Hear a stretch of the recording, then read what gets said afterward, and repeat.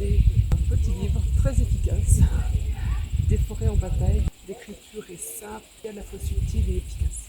Il est question à la fois de la place de la rationalité par rapport au sensible dans notre relation de forêt. Il est aussi question du jeu politique actuel et de où nous mène un besoin de productivité, de surproductivité.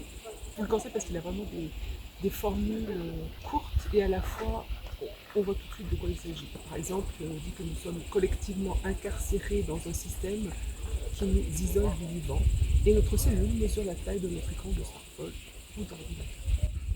Et ce qui m'a étonné aussi, c'est qu'au départ, je relate une expérience notamment de Francis Allais, quand il faisait le radeau des cimes au-dessus de la canopée, notamment en forêt équatoriale, qui a eu une expérience sensible, hors du commun, ou en tout cas que tout le monde ne partage pas encore actuellement avec le vivant, la forêt notamment.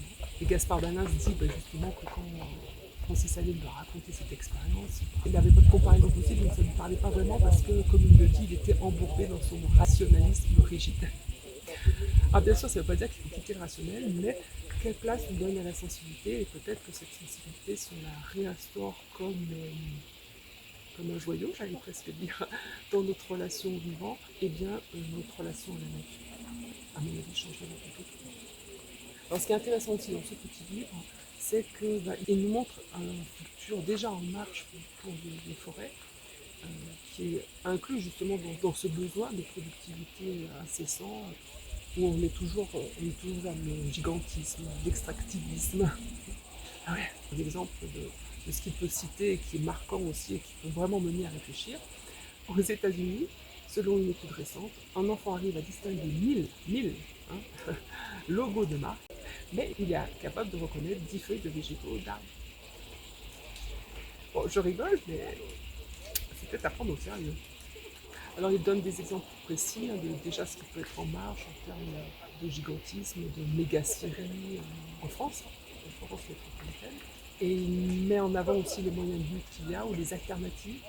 Et, il a aussi une phrase intéressante à propos de l'écologie où il dit qu'il ne faut pas que l'écologie s'assèche ni n'oublie la beauté.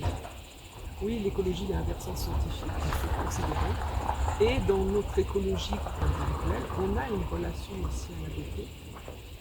Elle est différente selon les personnes, mais souvent, elle n'est pas valorisée. Pourquoi? Et donc, en gros, il dit qu'on est à un moment charnière et que le futur dépend de nous. Là aussi, tout est dit. Qu'il n'y a pas de compromis possible. Voilà, je vous ai déjà donné quelques pistes des idées qui sont dans ce petit livre. Pour vous faire une meilleure idée, lisez-le, vous verrez, vous apprendrez certainement des choses.